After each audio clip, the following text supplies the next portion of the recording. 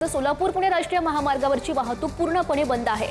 सीना नदीच्या प्रवाहात मोठी वाढ झाली आहे, त्यामुळे सोलापूर पुणे राष्ट्रीय महामार्ग बंद आहे। वाहतूक बंद झाल्याने वाहनांच्या लांबच लांब रांगा लागल्या, त्याचे हे दृश्य।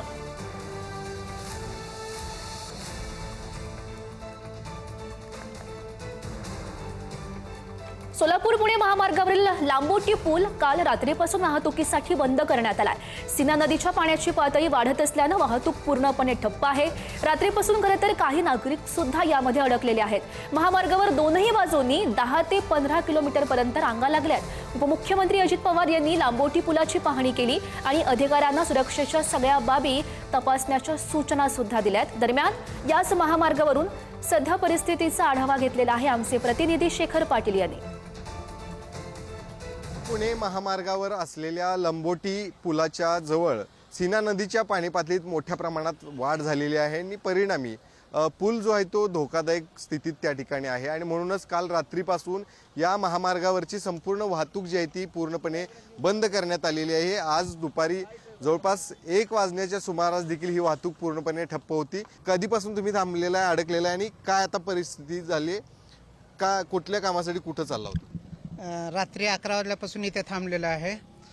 माझ्या मुलीची परीक्षा आहे उद्या, ती आम्ही अडकून बसले इथं। बरं नशिबानं आम्ही टोल नाक्याजवळ थांबलो, त्यामुळे आजूबाजूला हॉटेल वगैरे असल्यामुळे आमची थोडी खाण्यापिण्याची सोय होते, परंतु इथून लांब असलेल्या लोकांचे तर खूपच हाल आहे। हो, तुम्ही कुठून आलाय? मी मुंबईवरून परवा आलो होतो। माझ्या मित्राचे वडील एक्सपायर झाले होते। आज मी परत जायचा प्रयत्न करतोय, पण मी सकाळी 7 वाजल्यापासून इथं थांबलोय आणि इकडं जेवायची वगैरे खूप काहीच नाही जवळ आसपास। पाण्याचे वगैरे खूप त्रास होतोय आम्हाला लोकांना। काहीतरी आणि कोणी ऑप्शन सांगत नाही की दुसरीकडे मार्ग आहे का, काहीच कोणी सांगत नाही। मी पुण्याला जाण्यासाठी काल रात्रीपासून इथंच उभारलेला आहे। प्रशासनाची काही इथं देखसोच नाही। इथं हॉटेल वगैरे एवढंच आहे। प्रशासन व कोणी आम्हाला मदत करण्यासाठी कोणी येत नाही। रात्री मच्छर वगैरे डास वगैरे सगळे चावत आहेत। सगळे गाड्यामध्ये लहान लहान पोरं आहेत।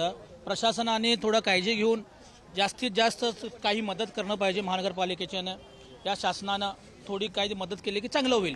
कॅमेरामन ओंकार वळवडेसह शेखर पाटील, पुढारी न्यूज, सोलापूर।